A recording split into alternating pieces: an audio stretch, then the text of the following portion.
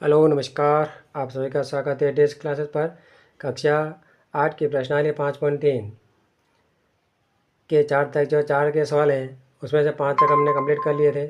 अब छठा जो प्रश्न है 9604, इसका गुणनफल करना है। 9604 2 से विभाजित करेंगे 4 बार, 4 दूनी 8, 8 दूनी 16, 0, 2 दूनी 4।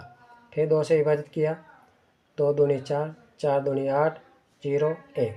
अब यहाँ पर पीछे जो है संख्या 2 से विभाजित 1 आया है, तो 2 से विभाजित नहीं होगी, तो हम इसको 7 से विभाजित करते हैं। तो 8 दिया 24, 8 दिए 24, 7 दिया, यहाँ पर 7 दिया 21 हो गया। और फिर यहाँ पर ये बचे 3, तो 7 चौक 28 और 7 दिया 21, 343।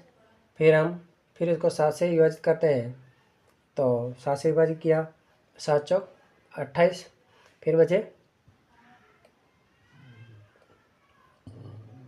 6, 2 और 4 6, 7 9 63।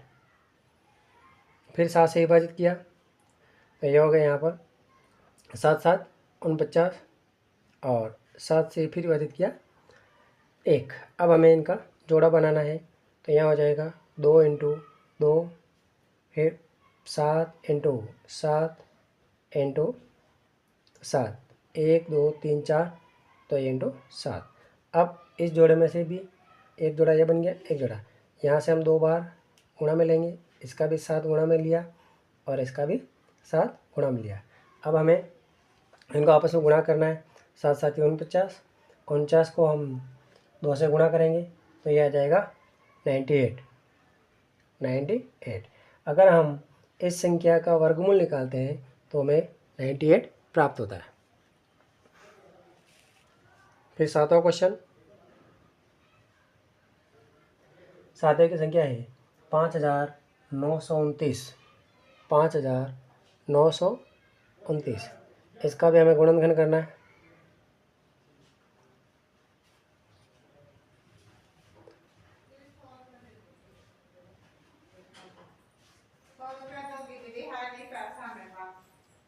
अब यहाँ पर ये जो संख्या है 2 से विभाजित नहीं होगी, तो सबसे पहले हम ये 7 से विभाजित होगी, तो 7 7 7 8 56, 8 बार। फिर यहाँ बचे 4, 7 6 42,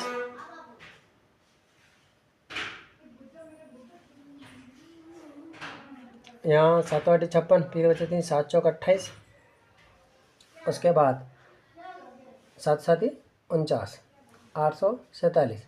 फिर 7 से विभाजित किया, 7 एकम 7, 7 दूनी 14 और 7 एकम 7, 121। 11 से विभाजित होंगे, तो यहाँ हो गया 11 और 11 से भाग दिया 1।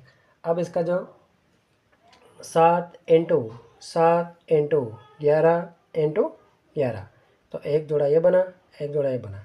यहाँ से भी हमने 7 प्राप्त किए, यहाँ से 11 प्राप्त किए, दोनों को मल्टीप्लाई किया, 11 7 77, यानी 5929 का जो वर्गमूल है वो 77 प्राप्त होता है। अब 8वां क्वेश्चन है, संख्या है 9216, 9216। इसका भी हमें भाज्य गुणनखंड विधि के द्वारा वर्गमूल ज्ञात करना है, तो इसका हम गुणनखंड करते हैं।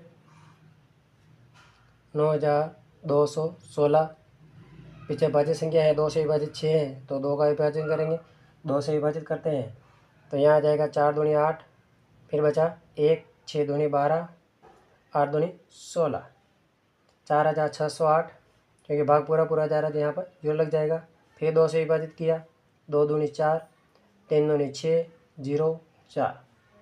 फिर 2 का भाग जाएगा इसमें, 2 से विभाजित करते हैं, तो यहाँ 2 एकम 2, फिर 2 एकम 2, फिर यहाँ बचा 1, 5 दूनी 10, 2 दूनी 4। फिर 2 से विभाजित किया, 5 दूनी 10, फिर 1 बचा, तो 7 दूनी 14 और 6 दूनी 12। 576। फिर हमने 2 से विभाजित करना है, 2 दूनी 4, 8 दूनी 16 और 8 दूनी 16, 288। फिर 2 से विभाजित किया, 2 एकम 2, 4 दूनी 8 और 4 दूनी 8। फिर अब यहाँ पर फिर 2 से विभाजित करते हैं, 7 दूनी 14 और 2 दूनी 4। फिर 2 से विभाजित किया तो 3 दूनी 6 और 6 दूनी 12। फिर 2 से विभाजित किया 18। फिर 2 से किया 9 और अब 9 को 3 से विभाजित किया, यहाँ हो गया 3 और ये 1। अब हमें इनके जोड़े बना लेते हैं। तो एक जोड़ा ये बन गया, एक जोड़ा ये बन गया, एक ये बन गया, एक यहाँ पर बन गया, एक ये और एक ये। तो 1 2 3 4 5, तो 2 इंटू 2 इंटू 2 इंटू 2 इंटू 2, 1 2 3 4 5 और एक 3 का जोड़ा बना है। 2 दूनी 4, 4 दूनी 8, 8 दूनी 16, 16 दूनी 32, 32 इंटू 3, 3 दूनी 6 और 3 दिया 9, यानी कि 96 जो प्राप्त हुआ है वह इस संख्या का वर्गमूल है। इसी प्रकार से 9वां क्वेश्चन, संख्या है 529। इसका भी हमें गुणनखंड करना है। 529 का गुणनखंड करते हैं।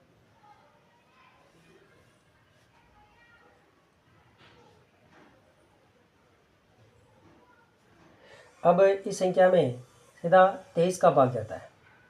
23,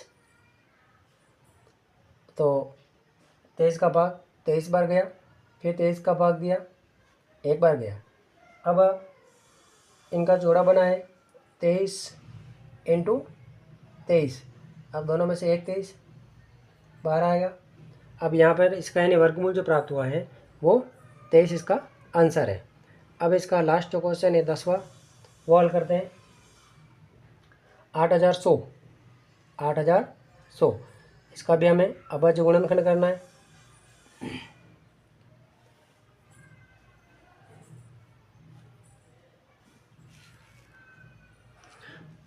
आठ 8100, 2 का भाग दिया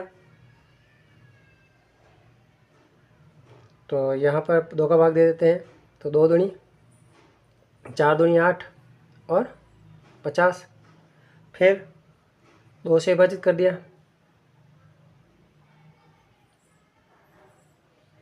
नहीं यहाँ पर पूरा का पूरा जाएगा 4000,